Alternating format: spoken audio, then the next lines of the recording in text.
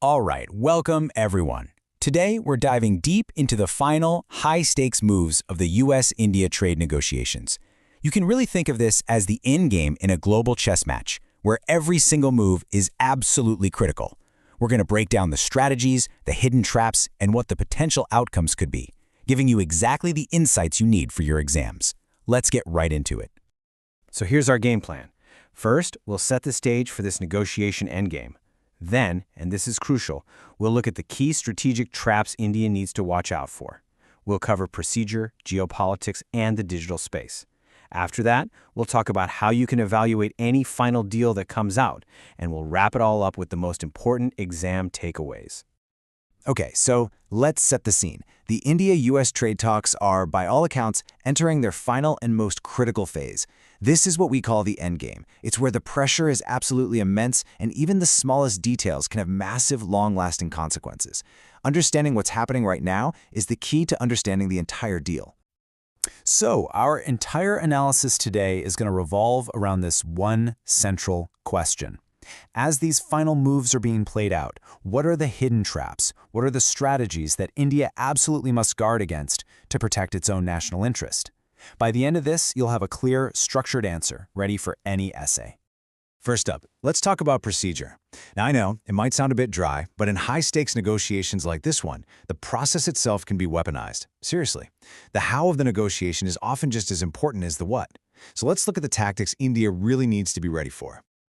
And to help you remember these crucial points for your exam, we're going to use a simple contextual mnemonic, WARD. Think of it like you're putting up a ward, a guard, to protect the national interest. WARD stands for writing, add-ons, reliance, and digital. Let's break down that first one. The W in WARD stands for writing. And the very first rule of this endgame is as simple as it sounds: get absolutely everything in writing.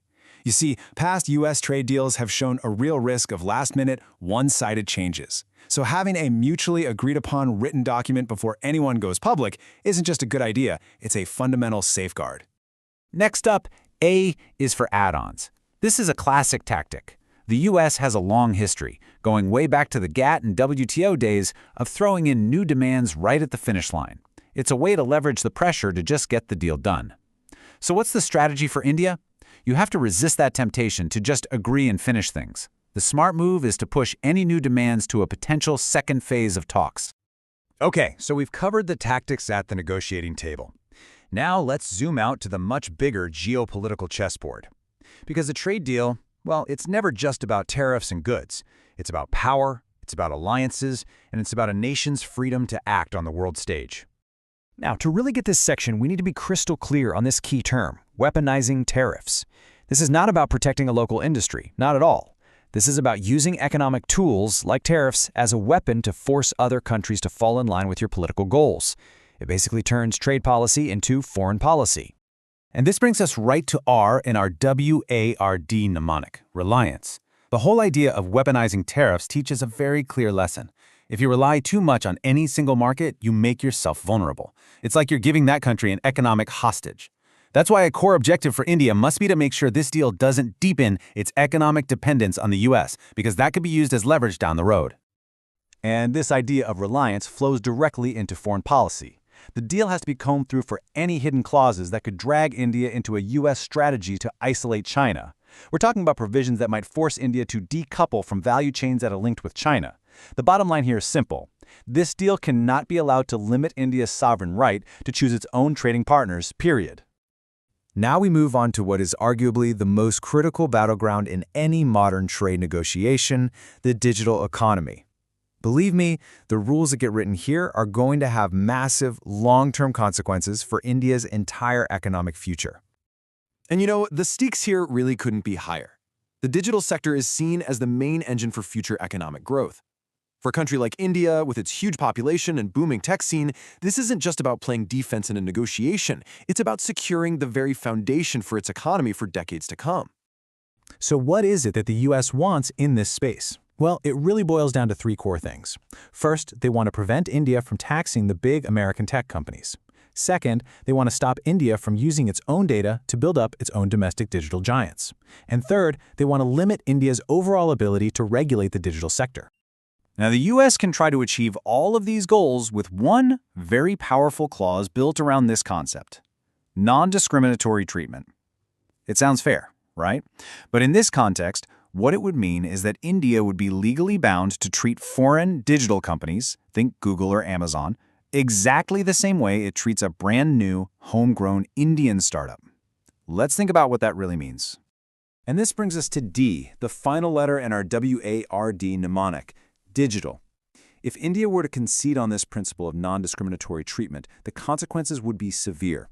It would effectively make it illegal for the government to promote its own digital players, like maybe mandating the use of a homegrown app. It would completely tie its hands in supporting startups, and it would prevent it from raising tax revenue from a sector that's totally dominated by U.S. giants.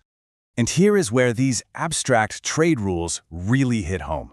Giving in on these digital red lines would directly sabotage core Indian national policies like Atmanirbhar Bharat or Make in India.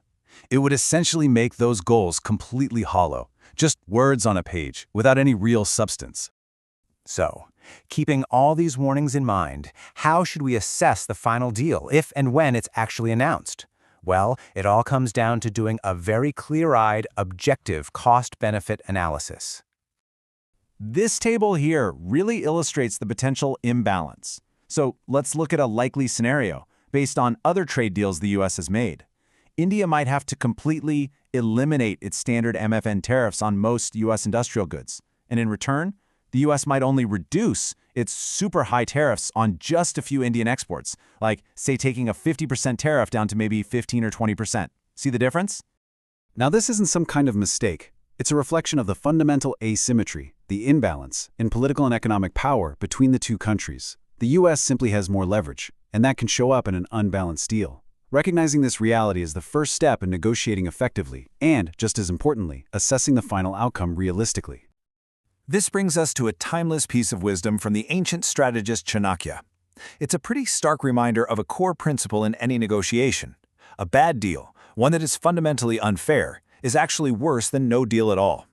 In today's terms, your ultimate source of leverage is your willingness to just walk away from the table. All right, let's pull everything we've talked about together. Think of this as your final revision snapshot, the key takeaways from our deep dive into the U.S.-India trade endgame, all ready for your exam. Okay, let's run through this quickly. The core issue: navigating the dangerous final stage of this trade deal.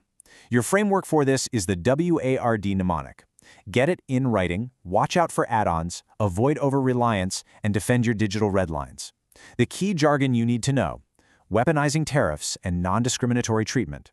The major data point that shows the power asymmetry, that potential U.S. tariff cut from 50% down to just 15–20%.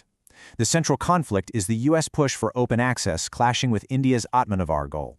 And the core principle inspired by Chanakya is that India must be prepared to walk away from a bad deal. And we'll end with this thought. This whole case study really boils down to a fundamental challenge, not just for India, but for so many nations today. In a world of unequal power, how do you balance the economic need for a trade deal with the strategic necessity of keeping your independence? It might just be the central question of geopolitics in the 21st century. Thanks for joining this explainer.